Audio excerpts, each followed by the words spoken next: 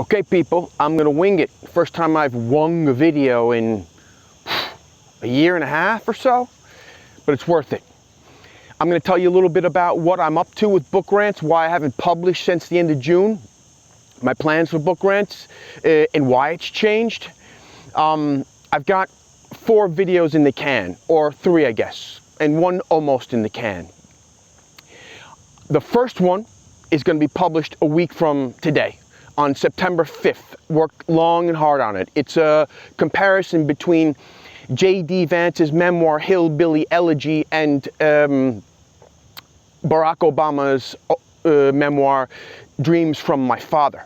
I thought it would be fun to compare and contrast those 2 books. A lot of people talking out of their poo hole about J.D. Vance and his book, and I really wanted to see for myself if he deserved the criticism, or what criticism he deserved for his book. Also, both of them wrote these books, these high-level politicians wrote these books when they were young, before they really had, well, not in the case of Obama, but maybe in the case of J.D. Vance, before he had real political aspirations, when he was 31 years old. And Barack Obama wrote his book when he was 33, before they became huge names. In Obama's case, perhaps the most famous man in the world. So, longest video I've ever done, 30 minutes, but worth it.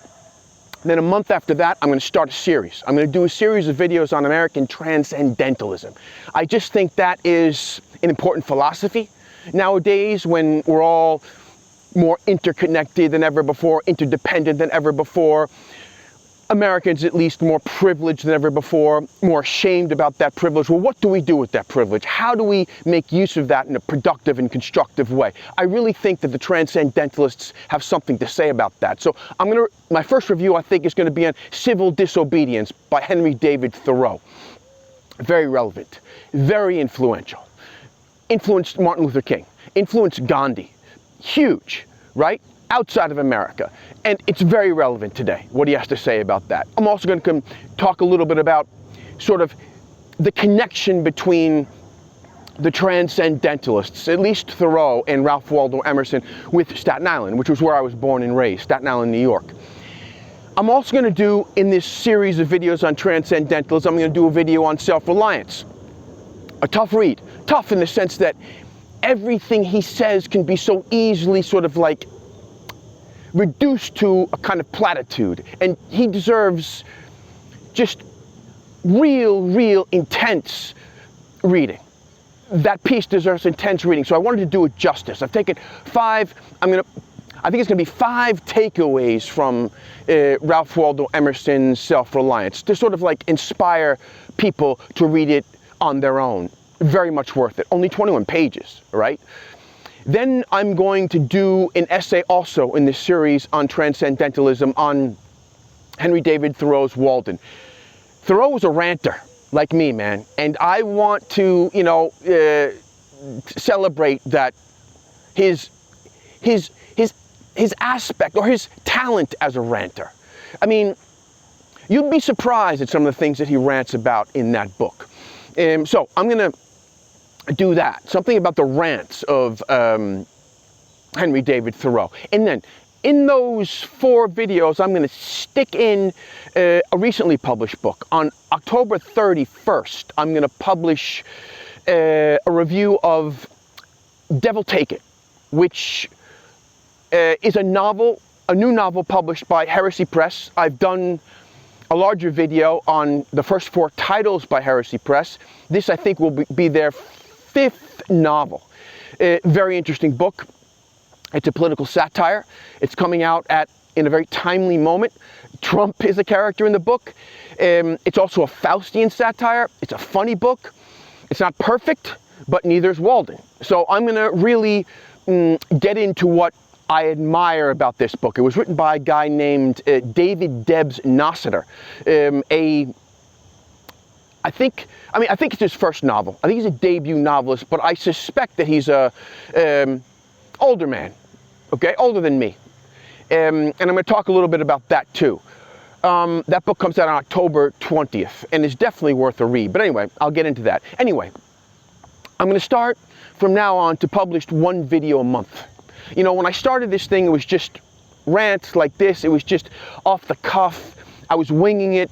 I wanted to put on display my love of books, my passion for books, in case anyone was interested, and a kind of platform for myself. But as with anything that I kind of commit to, it's sort of taken on a life of its own. I've met people through this platform. People reach out to me, really good writers. That's another thing. I'm planning to do a kind of review, interview with a guy named David E. Brune. He is a Canadian writer. He's written a book called Delirium Vitae, playing on the words of curriculum vitae, which will be published by Tortoise Books in June of 2025, a year from today, more or less.